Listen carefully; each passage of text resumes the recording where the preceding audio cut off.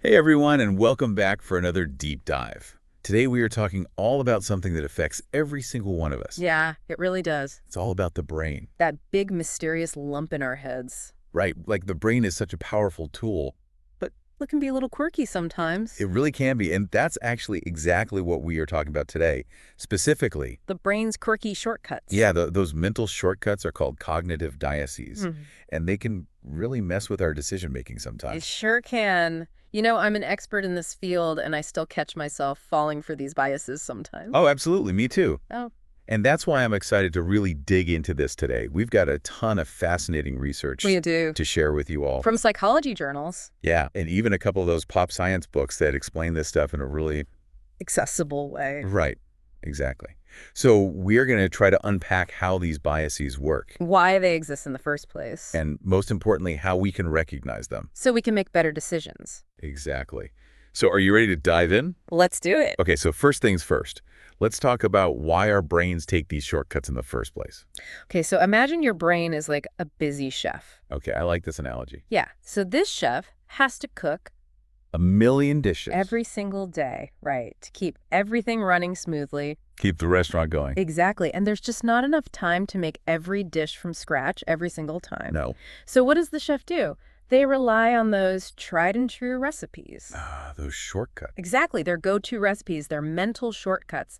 And in the brain, these shortcuts are our cognitive biases. They're like pre-programmed ways of thinking that help us make quick decisions without having to overthink everything. Okay, that makes sense. But like you said, sometimes those shortcuts... Can lead us astray. Yeah, like what if the chef's favorite recipe That's is... totally outdated. or like missing a key ingredient? Well, that's when these biases can cause problems. They can lead to bad decisions, misjudgments, you name it. Okay, so that's a really great way to think about it. But can we get into some specific examples? Absolutely. Let's start with one we all know and love. Confirmation bias. Ooh, yes, everyone's favorite. Right. Confirmation bias is basically our tendency to seek out information that confirms what we already believe. Even if that information is... Totally wrong. like, I've definitely been guilty of this one. Mhm. Have you ever noticed yourself doing Oh, that? all the time.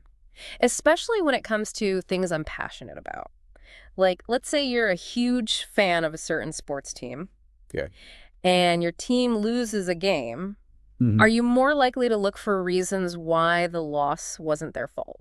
Like the refs were biased. Exactly. Or the other team was cheating. You're looking for information that confirms your pre-existing belief that your team is great. Even though they just lost. Right. And that's confirmation bias in action. Our brains are filtering out the information that challenges our beliefs and clinging to the stuff that supports them. And this happens All the time. in so many different areas of life. Like, think about politics. Yeah. Or even just like everyday arguments with friends and family. Our brains are wired to see what we want to see. Okay, so confirmation bias, that's a big one. What's another bias we should be aware of? How about the anchoring effect? Ooh, that one sounds interesting. Tell me more. Okay, so imagine you're walking through a store Okay. and you see a designer sweater with a price tag of like, $1,000. yeah, $1,000. You're like, who would ever pay that? But then you see another sweater that's still pretty expensive. Like 300, Yeah, but it seems like a bargain compared to that $1,000 sweater. even though it's still really expensive. Exactly. That's the anchoring effect. That first piece of information The $1,000 sweater. becomes an anchor in your mind. It sets a reference point that influences how you perceive the value of everything else.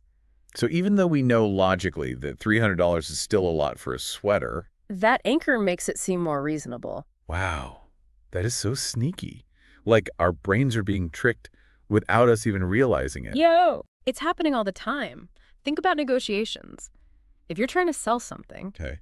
you might start by throwing out a really high number. Okay. Even if you know you won't get it. That high number sets an anchor that makes your actual asking price seem more reasonable. Oh, wow. So that's how they get you. So Yeah. like when you see those crazy original prices on Black Friday sales. Exactly. They're setting an anchor to make the sale price seem more appealing. That's insane. I'm never going to look at a sale the same way again. Yeah, right. All right. So we've talked about confirmation bias. We've talked about the anchoring effect. What other brain tricks do we need to watch out for?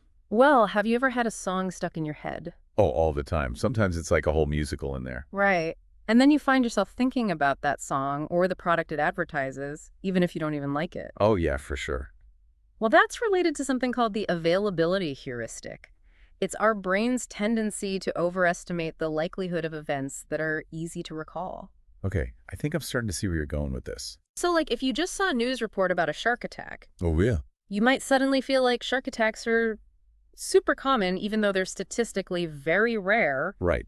No. Because that shark attack is fresh in your mind. Exactly. It's easily available to your memory, so you overestimate its probability. And this happens with all sorts of things, not just shark attacks, right? Right. It could be plane crashes or lottery winners or any event that's particularly vivid or emotionally charged. Yeah, because those things tend to stick in our minds more. Exactly. And the media knows this. They often focus on sensational stories because they know it will grab our attention. And make us think those events are more common than they really are. Exactly. So it's important to be aware of this bias and remember that just because something is easy to recall doesn't mean it's actually more likely to happen. Okay, that's a great point. Now, this next one, it's a little bit more, I don't know, sensitive, maybe? It can be. We're talking about in-group bias, Yeah, this one's all about how we tend to favor people who are like us, like our tribe. right? Like our hometown team or people who share our political views. And it makes sense, right? Like we want to be around people who understand us. Absolutely.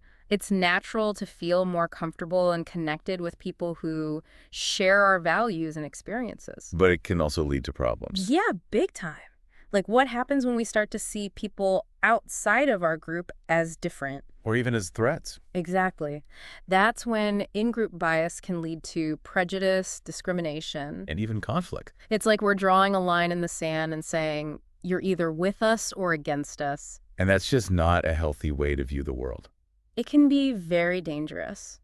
Okay, so we've talked about a lot of different biases here. We have. And it can be kind of overwhelming. It can feel that way. Like our brains are constantly playing tricks on us. But the good news is just being aware of these biases is a huge step in the right direction. Yeah, that's what I was going to say. Like, what can we actually do about this? Well, first of all, just knowing about these biases can help you spot them in your own thinking. So like next time I'm arguing with someone about politics. Ask yourself, am I falling into the trap of confirmation bias? Okay, yeah. Or if I see a crazy sale. Think about that anchor. Is it really a good deal, or am I just being swayed by the comparison? Okay, I like that. What else can we do? Well, another important thing is to slow down your thinking process. Don't just jump to conclusions. Take a breath. Exactly. Take a step back and really consider the information you're taking in. And don't be afraid to get other people's perspectives. Yes. Talk to people who have different opinions than you. See things from their point of view. So basically, we need to be more mindful of our own thinking. And more open a different perspective. I can definitely work on that. Me too. So to sum it all up, We've learned that our brains are amazing. but they're not perfect. And they have these built-in quirks that can sometimes lead us astray. But by understanding these biases, We can start to recognize them. and make more informed decisions. Exactly. And that's the power of awareness. So as you go about your day today, just try to be a little more mindful of your own thinking. You might be surprised at what you discover. And I'll leave you with one final thought. Okay, hit me.